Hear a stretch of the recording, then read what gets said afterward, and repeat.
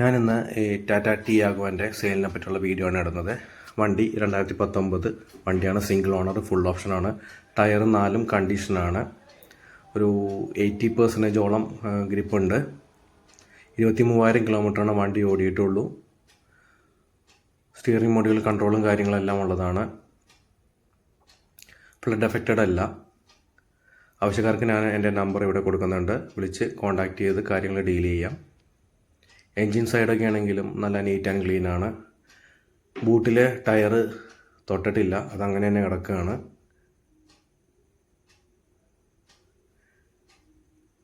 ഇൻബിൽറ്റാണ് വണ്ടിയിലെ കാര്യങ്ങളെല്ലാം. Additional fittings ഒന്നും വെച്ചിട്ടില്ല. ഇത്രയൊക്കെ ഉള്ളൂ കേട്ടോ ഈ വണ്ടീനെ പറ്റിയുള്ള ഡീറ്റെയിൽസ്. അടുത്തൊരു വീഡിയോ ആയിട്ട് വരുന്നവരേക്കും ബൈ ബൈ.